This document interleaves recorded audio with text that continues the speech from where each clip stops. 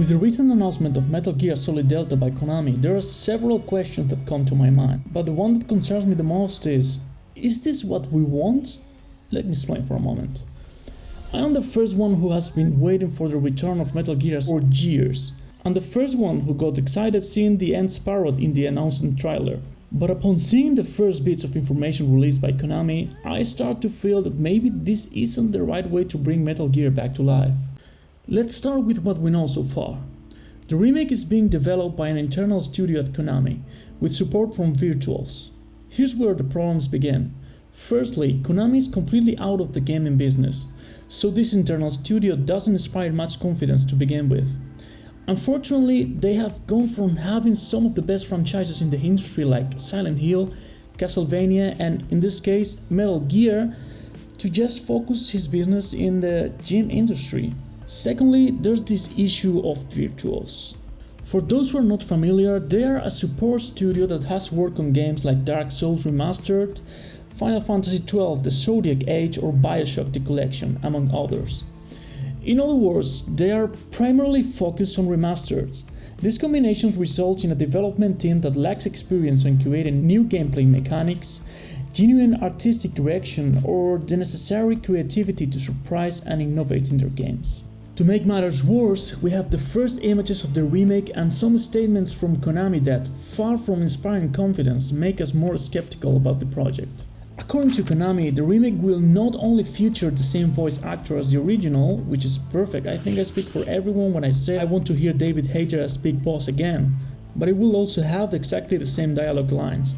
In other words, the script will be one-to-one, not a single comma will be changed. All of this is supported by images that, when compared to the original, show that the structure of the environment remains intact. And here's where the real problem arises. We can accept that the story remains as it is, although I firmly believe that this will be an opportunity to rewrite some inconsistencies in the saga's timeline and adapt some of the conversations, but the gameplay must be redesigned to fit the current industry standards. At the very least, it should include all the movements and quality of life adjustments from MSG5. However, all the range of new movements that Snake brought in Metal Gear Solid 5 came hand in hand with much more open environments and an enemy AI that countered our advantages, putting us on par with the world and the enemy. If the level design and gameplay are not created in harmony, we will end up in a situation like the Metal Gear Solid 1 remake Twin Snakes. These games incorporated the new mechanics introduced in Metal Gear Solid 2 and integrated them into Metal Gear Solid 1. The problem? The level design of Metal Gear Solid 1 was not designed to support the possibilities offered by the mechanics of Metal Gear Solid 2. In other words, the environment remained intact, but we could aim in first person like in Metal Gear Solid 2, turning the game into a walk in the park. And yes, I know that remaking one of the sacred cows of video games is difficult, and any change made will be scrutinized. But as an example of how to make a good remake of this magnitude, we have the recent Resident Evil 4. Resident Evil 4 and Metal Gear Solid 3 are two games released within just 5 months of each other, making them contemporaries that draw from the same design philosophy. In the Resident Evil 4 remake, we have the same story as always, but slightly adapted to the current standards. Includes some changes because Capcom is known to be rewriting the franchise's canon. However, let's say that the only thing Metal Gear Solid 3 should do regarding the story is to maintain the structure and essence intact while correcting some inconsistencies from the original. Next, let's talk about gameplay. When RI4 was released in 2005, we couldn't aim and move at the same time, which made the enemies slower and less aggressive. Of course, in 2023, they couldn't release a game where you couldn't move while aiming. So the solution was quite simple. Expand the environment a bit and make the enemies faster and more aggressive. Now everything is balanced again. Another thing this remake does well is completely redesigning areas that didn't work quite well in the original. That's why the first part of the game remains intact, while some small changes are introduced here and there in the castle and the island is completely redesigned. One of the brilliances of Resident Evil 4 is playing with your expectations but simply changing the order of events. The area where you first acquired the sniper rifle maintains its design almost intact, but what's the trick here? Instead of entering the level from the same place as the original, you enter from the end, so you could be playing the level in reverse. This way, we maintain the familiarity of the area while adding something new for veteran players.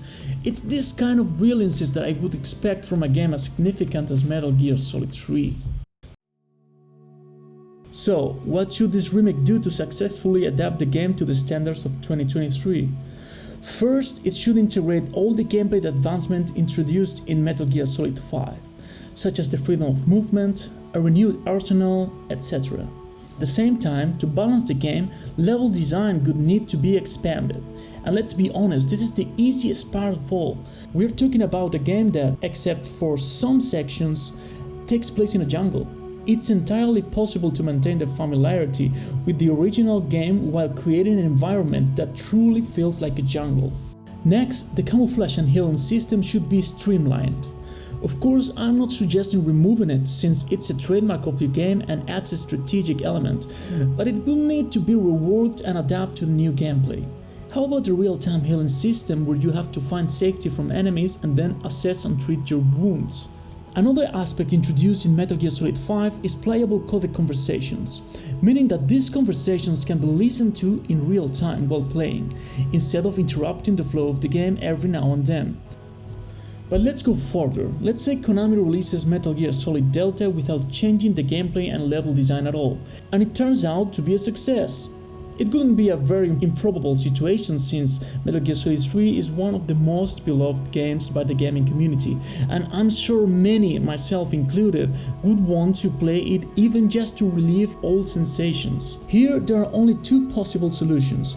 Either they release a completely new game, which, without Kojima in charge, I doubt would be as well received because, let's be honest, Metal Gear Solid is an IP so intrinsically linked to Kojima and his team that a new installment without him wouldn't feel like a true continuation of the story, or they release a new remake. The second option is more feasible, but then two other options arise. Metal Gear Solid Peace Walker as a direct continuation of what happens in Metal Gear Solid 3, or Metal Gear Solid 1 to remake the game as they were released.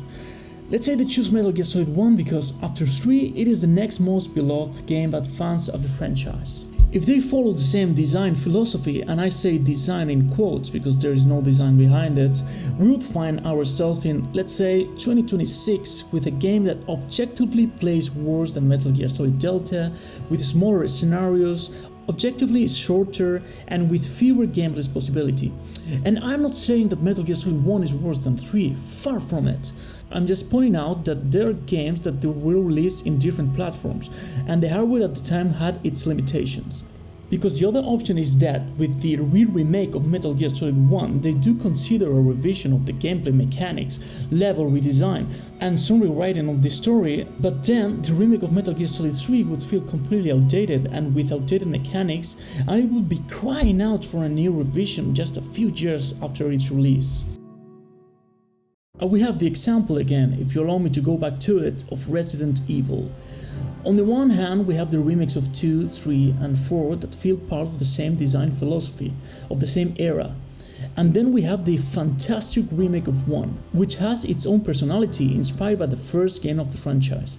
And I'm not saying that the new third-person remakes are better than the gameplay style of 1 with its fixed cameras. I'm just saying that it lacks coherence with the rest of the gameplay proposals that the franchise is offering right now. And that's why there are rumors of a new remake of the first Resident Evil, but in this case it makes sense because there's a 15 years difference since the game was released. Another thing I wanted to mention, which may be obvious to some, and what I believe is the main reason why this doesn't feel like a new Metal Gear release. Yes, I know it's not a new game per se, it's a remake, but as I mentioned before, Resident Evil 4 feels like a new game, and every new piece of information about it brought something fresh. And that's also a key element of Metal Gear, the time leading up to its release. It's those months or even years debating what might happen in the story, the new mechanics, spending years analyzing frame by frame the marvelous trailers that Kojima delights us with, entire reports on the saga's timeline to understand the new title. In summary, Metal Gear didn't start when you put on the disc on your console, it started when the first trailer came out. That's when the new Metal Gear truly began. But of course, this is non-existent if we can't read between the lines of the information we currently have. What debate about the story will we have if we know that not a single line of dialogue has been changed? What excitement will we feel from watching new trailers after seeing the technical improvements of the remake from the first time? What will this remake bring that the original doesn't already offer? If everything is going to be exactly the same, wouldn't it be better to remaster the original? And don't get me wrong, I'm eager to step into the shoes of Big Boss or hopefully Solid Snake again in the future. Metal Gear Solid is a saga that has left a profound impact on me like no other, and my intention with this video is not discourage anyone from the remake, but precisely because of the importance of a game like MGS3, I believe it deserves something more. We deserve something more. Because Metal Gear Solid is not just about next-gen graphics. Metal Gear Solid is about an enthralling story to discover alongside characters that have shaped a generation. It's about gameplay that gives players complete freedom to approach situations in their own way.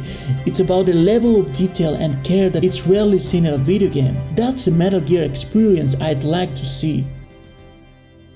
But for now, all we can do is wait and enjoy what lies ahead. And of course, I haven't forgotten about the elephant in the room. A Metal Gear Solid without Kojima is not a Metal Gear Solid. Heck, and Metal Gear Solid without Joji Shinkawa is not a Metal Gear Solid. But setting aside the obvious and assuming that Kojima won't touch another Metal Gear Solid, I want to focus on what can be done well without him rather than his absence. So I think that's all for today. If you liked the video, don't forget to subscribe, that will be really helpful to support the channel. So, thanks for watching the video and see you next time.